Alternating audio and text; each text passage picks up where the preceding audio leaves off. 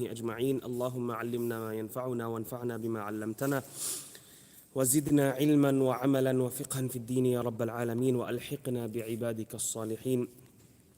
يقول الله عز وجل: يا أيها الناس اتقوا ربكم الذي خلقكم من نفس واحدة وخلق منها زوجها وبث منهما رجالا كثيرا ونساء واتقوا الله الذي تساءلون به والأرحام إن الله كان عليكم رقيبا.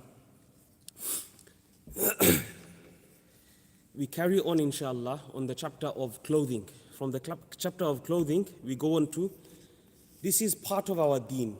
This is a great part of our deen. This is why the muhaddithin and the scholars of hadith, they compile chapters and chapters of a hadith in order to show us, that come 1,000 years after, in order to show us that there's a select way of dressing. There's a select way, there's a chosen way of dressing. And even our dressing must be according to the dressing of Rasulullah sallallahu alaihi wasallam. So likewise here we come on to the chapter of women imitating men and men imitating women in dressing. This has been clearly prohibited in the ahadith, as we will be reading through inshallah. And you can see for yourself, the ahadith are in Bukhari and Muslim, and all of them are authentic. All of these ahadith are authentic. So it is a great necessity that we upbring our children in such a way that they are not resembling the opposite sex. This is very dangerous. Nowadays this is becoming more common, especially in schools. They're encouraging this more, So this is great danger for our deen. Why? Because Rasulullah deemed it different. Men's clothes, men must wear. Women's clothes, women must wear. Women mustn't be walking in the way that a man walks. A man mustn't walk the way a woman walks.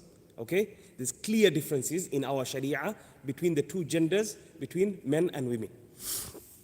Let's see inshallah. عن ابن عباس رضي الله تعالى عنهما قال: لعن رسول الله صلى الله عليه وسلم المتشبهين من الرجال بالنساء والمتشبهات من النساء بالرجال. رواه البخاري وأبو داود والترمذي والنسائي وابن ماجه والطبراني. وعنده أن امرأة مرت على رسول الله صلى الله عليه وسلم متقلدا قوسا فقال: لعن الله المتشبهات من النساء بالرجال والمتشبهين من الرجال بالنساء. Subhanallah. Here Ibn Abbas radiallahu anhu narrates that Rasulullah sallallahu alayhi wasallam said, accursed be the one. Remember, la'na Rasulullah. La'na, this is a severe word. This means, la'na means, may the mercy of Allah be away from you. May the mercy of Allah be away from that person. This is how severe curse is. Okay? So just for us to understand. La'ana Rasulullah. Rasulullah cursed who? Al-mutashabbihina min al-rijal bin nisa. Those men that resemble in clothing, those men that resemble in talking, those men that resemble in walking, those men that resemble and imitate women, and the opposite, وَالْمُتَشَبِّهَاتِ مِنَ النِّسَاءِ بِالرِّجَالِ, and those men and those women that are imitating men. They're wearing the clothing of men, they're speaking like men, they are acting and behaving like men. Okay, Rasulullah cursed these people. This is in Bukhari, Abu Dawud, Tirmidhi, Nasa'i, Ibn Majah, 5 of the mother books of hadith. Okay, so the authenticity is without any question. The narration in Tabarani adds, a woman passed by Rasulullah sallallahu alaihi wasallam. While she was passing by, she was holding a bow and an arrow like a man normally holds the bow and the arrow. So here Rasulullah said, لَعَنَ اللَّهُ الْمُتَشَبِّهَاتِ مِنَ النِّسَاءِ بِالرِّجَالِ. Just to get idea of why Rasulullah said this statement, this narration gives us more clarity. That a woman, even her wearing items of jihad, weaponry, even for her to walk in the manner that a man walks with those types of weapons is against Islam, is against the teachings of Islam. A woman is very clear and distinct in her humility and in her humbleness, in her ways, and a man is distinguished in his own ways. Next hadith we have عن أبي هريرة رضي الله عنه قال لعن رسول الله صلى الله عليه وسلم الرجل يلبس لبسة المرأة. Here very clearly this is another Sahabi, not Ibn Abbas, this is Abu Hurairah. So just to show you that there are so many companions that are narrating on this topic. And on top of that, so many books that are these hadith are mentioned in. Okay? Abu Hurairah radiallahu anhu narrates that Rasulullah sallallahu alayhi wasallam cursed the man who wears the clothing of women. Next one, وَالْمَرْأَةَ تَلْبَسُ لِبْسَةَ الرَّجُلِ. And the woman that wears the clothing of a man. رواه أبو داود والنسائي وابن ماجه وابن حبان في صحيحه والحاكم. Approximately 5 books of hadith narrate this same narration of Abu Hurairah radiallahu anhu. We mention this more specifically because of our age. Our age, we are living in a time when a small child, 3 years old, 4 years old, 5 years old, comes from nursery and says, I want to wear a shirt, Baba. Then you're in trouble. You know, for you to raise your child according to the way you want, which is according to your Islamic teachings, which is what your hadith is telling you, which is what the muhaddithin have collected for you, in order for your deen to be preserved, in order the teachings of the deen to be preserved, and in order for us, because for us, religion is not just ideology.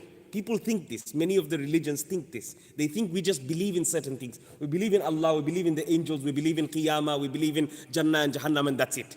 No. Our deen is a whole system of life. It's everything. It's not choose and pick. You can't pick and choose. If you make submission to Allah subhanahu wa ta'ala, you make submission in totality, in complete. That's why we make sajda to Allah subhanahu wa ta'ala, to show that we completely submit to whose laws? Allah's laws. Not anyone else's laws.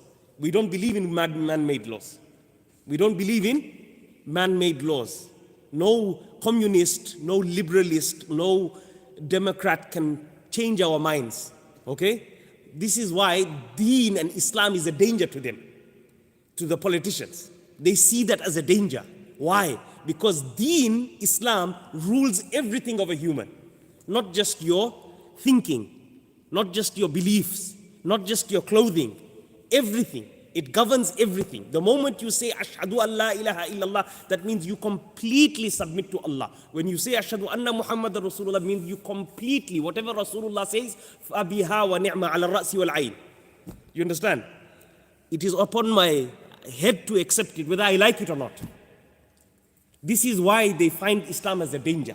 It's not because there's some theoretical understanding that these people have. No. Their understanding is so deep and it runs in every single facet of life, in every single sphere of life. It runs through. So therefore, you are totally governed from A to Z, from your birth to your death, with the commands of Rasulullah, with the commands of Allah subhanahu wa ta'ala. Is that understood? This is why Islam is a danger and a threat to these politicians. So, this chapter, again, I remind you, is there in order for us to raise our children the way Rasulullah wants us, the way Allah wants us to raise our children. A boy must wear boys' clothing, a girl must wear girls' clothing. A boy must play with boys' toys, girls must play with girls' toys. Okay, most of us have children. That's why I'm saying it. Then, for example, even the colors. Nowadays, they want to confuse the children even with colors. Even the colors, you must be very careful of what you're putting onto your girl or what you're putting onto your boy. Why? Because this is also very distinguished. It's a very distinguished thing that girls wear these certain colors and boys wear these certain colors. This is from deen. It's not from our understanding. This is why we read to you these ahadith. So you can see for yourself. وعن أبي هريرة رضي الله تعالى عنه قال لعن رسول الله صلى الله عليه وسلم مخنثي الرجال الذين يتشبهون بالنساء والمترجلات من النساء والمتشبهات بالرجال والراكب الفلات وحده. Here again, Rasulullah sallallahu alayhi wasallam curses the men who resemble women and the women who resemble men. Okay, this can be in clothing, this can be in behavior, this can be in any sort, in any form, that a man must stay according to his ways and a woman must stay according to her ways. And even the behavior matters, even the walk matters, even the talking matters. Okay? If a person, of course, comedy is maybe something else. Comedy, if you're trying to make a joke, maybe that might be allowed. Okay, depending on the type of joke, it might be allowed. But in general, for a man to resemble a woman, this is very dangerous, because now you're going into the curse of Rasulullah sallallahu alaihi wasallam. And I explained to you what curse means. Curse means may the rahmah of Allah subhanahu wa ta'ala be away from this person. Rahmah of Allah is in everything, in the whole universe. So when you say the rahmah of Allah, may the rahmah of Allah be taken away from you. May the curse and ghadab of Allah, may the anger of Allah, wrath of Allah be upon you. This is a very serious statement. Very serious statement from Rasulullah sallallahu alaihi wasallam. And remember, he is rahmatul lil alameen. Remember, he is sent as rahmatul lil alameen. Rasulullah is not no normal human being. He has been sent as the mercy to the whole universe, not to just mankind, not to humans only, to the jinn kind, to the animals, to everything. Everything that you see in the whole universe, Rasulullah is a rahmah, is a mercy. Now, the one who is the most merciful out of all creation, he is saying that Allah is cursing these people. So this is a very serious statement. Very serious statement. And this narration is in Musnad Imam Ahmad. The last part of the hadith, and the person who goes and travels in the wilderness by himself. Again, this is something with yadullahi ma'al jama'ah. Every single time when you go on travel, which is more than 48 miles, you should have, which is the Shar'i travel. The Shar'i travel is more than 48 miles. Whenever you're going on a travel more than 48 miles, it is best to go at least with 2 people or 3 people. Okay? In case anything happens. Okay? In case anything happens. So likewise, this person as well is included in the la'na of Rasulullah, that he shouldn't be traveling alone anyway. You know, he shouldn't be traveling alone in the wilderness anyway. Back in the days when you travel alone, and especially there's no one to bring the news of your death. Let's say you passed away in the middle of the desert. Who knows? Nobody knows. Okay? Nowadays, imagine you left your wallet and you started traveling all the way to Leicester or to Manchester. Something happens to you. Where are they going to find you? Your ID isn't there. Your nothing is there. Your phone is with a PIN number. They can't find the PIN number. Who are they going to check and where are they going to find you? Big problem. Okay? So, according to the Sunnah, you must travel in groups. In groups. That's why the hand of Allah, meaning the aid of Allah, the support of Allah, is with jama'ah, with a group of people. وعن أبي أمامة رضي الله تعالى عنه قال رسول الله صلى الله عليه وسلم 4 لعنوا في الدنيا والآخرة وأمنت الملائكة. 4 people that have been cursed in this world and the next world. In this world and the next world. This is a very severe statement. وَأَمَّنَتْ بِهِ الْمَلَائِكَةِ. And the malaika said Ameen. When the malaika say Ameen, this is to say that this dua is accepted 100%. Okay? The malaika, the angels say Ameen to this, said Ameen to these 4 people that are cursed in this dunya and cursed in the akhirah. La'na is upon them. رَجُلٌ جَعَلَ اللَّهُ ذَكَرًا فَأَنَّثَ نَفْسَهُ. A man whom Allah subhanahu wa ta'ala made a man, but he himself made himself into a woman. Or he's acting like a woman, he's dressing like a woman. Isn't it? فَأَنَّثَ نَفْسَهُ وَتَشَبَّهَ بِالنِّسَاءِ. He made himself like a woman, and he is dressing like a woman, you know, like these drag queens. Unfortunately, you find these things, and you see these things. This is exactly what this is talking about. Okay? They made themselves into females, and dressing themselves up into females, وَتَشَبَّهَ بِالنِّسَاءِ. And he starts resembling like and imitating the women. وَامْرَأَةٌ جَعَلَهَا اللَّهُ أُنْثَى فَتَذَكَّرَتْ وَتَشَبَّهَتْ بِالرِّجَالِ. And a woman who does the opposite. A woman who wears clothing of a man and she tries to act like a man. She tries to act like a man. This person is the second person. وَالَّذِي يُضِلُّ الْأَعْمَى. The third person is the person who misguides a blind person. A blind person is already a blind. A blind person is already a blind. He doesn't know where he's going. On top of that, this person is so evil that he misguides his path. Blind person is looking for Whitechapel station, he's showing him the opposite direction. He's showing him Stepney Green. Do you understand what he's doing? Huh? So he's making the blind person go through even more difficulty and more hardship.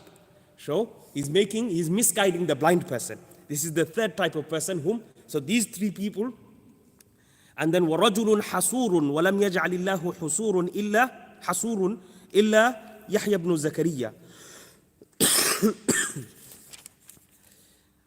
A man who exercises self-restraints from desire, though Allah subhanahu wa ta'ala has not created anyone celibate except Yahya ibn Zakaria. To practice celibacy is something that you choose not to get married. You choose not to get married. This is against the sunnah of Rasulullah sallallahu alaihi wasallam. Of course, this is according to the individual. Sometimes it is fard to marry. Sometimes it is wajib to marry. Sometimes it is sunnah to marry. And sometimes it is mustahab to marry. And sometimes it is haram to marry as well. Sometimes it is haram to marry. How are you going to say, Ustad, how is it haram to marry? If a person himself knows that he is abusive, 100%, he's definitely abusive. He's offensive, he's abusive, he's going to hurt someone very badly. In that case, it is haram. The ulama said inside the books of fiqh that it is haram for a person to get married. Why? Because you are going to be inflicting another woman, another daughter of another person, you're going to inflict her with abuse, whether it's mouth, whether it's physical. Okay? So this is haram. In that state, it is haram to get married. Whereas in the case where you know that you're going to fall into zina, if you don't get married, you're going to fall into zina, then in that case it is fard for you to get married. In general case, this is the case. And our youngsters, it is encouraged upon them that they get married younger. The younger, the better. 18-year-old, we had our uncles and fathers marry at the age of 18. It wasn't a taboo. It wasn't a big thing. And it's true. It's good. It preserves and protects our society. When you've got an 18-year-old, 19-year-old, 20-year-old going to university and being exposed to all this haram openly, freely, he's going to go and do what he wants to do, because he's going to find he's going to think this is freedom. But this is actually harming him. We are not like computers where you press a delete button and everything is deleted, alhamdulillah. No. We are not computers. We are not made computers. Allah subhanahu wa ta'ala gave us feelings. Allah subhanahu wa ta'ala gave us memories. We can't just press a delete button and it goes away. So all of what that child has been doing in university, even before university, when they go to secondary school, when they are baligh, at the age of 13, 14, 15, 16, when the shahwa is pumping inside them and the hot blood is pumping inside them, and they find the opposite gender right next to them. Because nowadays mixed school is everywhere. Most people are sending their children and they don't care. They don't care. But they don't understand the harms of this mixed schools. So by the time that child has come out of secondary school, he's already done 100 things. By the time he's come out of college, he's done 1,000 things. By the time he comes out of university, he's an expert in haram relationships. He's destroyed for life. He's destroyed for life. He will not, this is why it's not possible for him to go into a marriage and stay into a marriage. Because he's tasted too many things. He's tasted too much haram. You understand? After you taste too much haram, halal doesn't become nice. You stay with one for the rest of your life, it's not possible. That's why you have cheating in marriage. That's why you have marriages breaking. That's why you have divorce rates going crazy. Why? Because we've destroyed our youngsters. We didn't marry them off when they had to get married off. We wanted to tell them, go and explore, go to university, go to college, go to mixed school, no problem. But you and me don't understand what they're going through. It's not 50 years ago, it's not 30 years ago, it's not 20 years ago how our schooling was. Our schooling, we didn't even hear about this stuff that they're learning in schools. When we were growing up in Osmani school and all these local schools, Stepney school, none of this existed. They never taught us this stuff. Is that understood? This never existed. So when this type of fitna is coming in from primary school level, and they're opening their minds up into such sexual things that are affecting our youngsters. In primary school, we never even heard of these things. Secondary school, we never even exposed to these things. Phones we only had when we became 16. And this was Nokia phones. This was Samsung and Nokia phones, remember? The flip ones. That's the ones that we were exposed to. Nowadays, they're looking at all these haram things before the age of bulugh. Before the age of bulugh, before the age of maturity, they're looking at all of these things. So this is more dangerous. For you to give a phone inside the hand of a child that's 11-year-old, 10-year-old, this is dangerous, brother. You're giving a gun to your own child. You're literally giving a gun to your own child, and then you're saying, oh, it's going to be okay. It's going to be fine. Nothing's going to happen. Control it. At least control it. Go to the settings, control. Isn't it? At least try to control the settings of what they can watch, what they can't watch. At least control the timing. 2 hours a day, alhamdulillah, in the sitting room only. We're in public where everyone can see. Mother can see, father can see, elder brother can see, elder sister can see. In the public area. Not in privacy under the bed. Isn't it? This is going to harm your own child. And then later on, you can't reverse. There's certain things when it happens, you can't reverse it. I'm telling you, we're human beings. We don't have a button that completely deletes everything from the past. So if you want to protect your own children, and we need to protect our own children, this is our duty. We are going to be accountable on the day of judgment. Our children are growing up.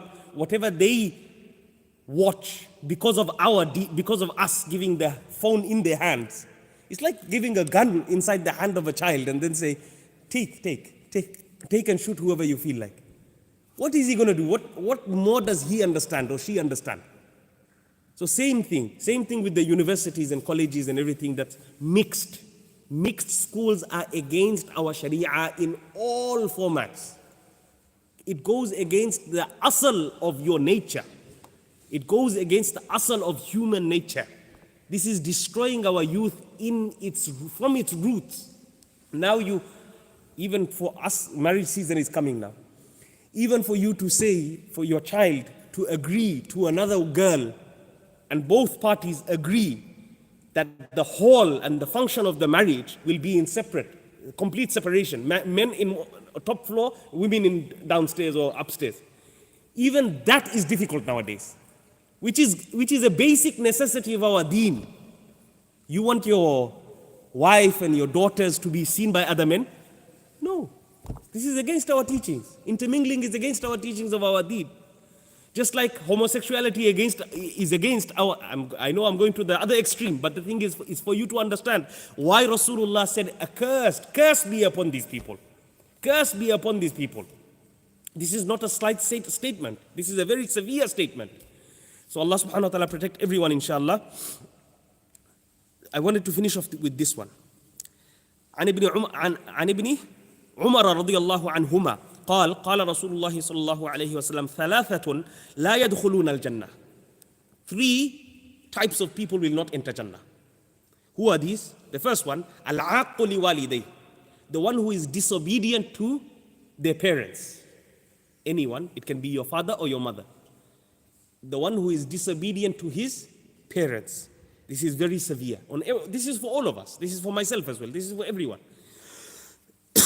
To be disobedient to your parent is the most gravest sin after disobedience to Allah subhanahu wa ta'ala and disobedience to Rasulullah sallallahu alayhi wa sallam. Second one is the youth. This person doesn't enter Jannah. Rasulullah is very clearly saying, لا يدخل الجنة ثلاثة. First one is العاق لوالديه, the one who is disobedient to his parents. Second one is the youth. Who is the youth? The youth is the one that flashes off his wife to the whole world. Nowadays, YouTube culture, TikTok culture, what's happening? Instagram culture. They're putting the women on the Instagram with hijabs, thinking, oh, my wife is in hijab. That's not the hijab that Allah told you to. Ya ayyuhan nabiyyu qul. Go and read the verses, go and read the tafsir of those verses. Go and read what Allah subhanahu wa ta'ala wants of your women. Not to just cover the hair and that's it, alhamdulillah. She can go and show the face in front of millions of men. This is not what Allah wants. This is not the hijab which Allah subhanahu wa ta'ala is talking about. Astaghfirullah. You have reinterpreted your deen according to your own whims and desires. This is haram. For your woman folk to go onto social media and to show themselves off. This is haram, absolutely haram. The youth. So the youth is the one who lets his woman free. Lets his woman free to show off to other men. وَرَجُلَةُ النِّسَاءِ, and the man who resembles woman and the woman who resembles man. We already done those ahadith. This is also another person who, a man mustn't follow a woman in their clothing as well as the behavior. As well as the behavior. This is reported in Nasa'i, Bazzar and many other books of ahadith, and it is sahih according to Imam Hakim. جزاكم الله سبحانك اللهم وبحمدك نشهد أن لا إله إلا أنت نستغفرك ونتوب إليك.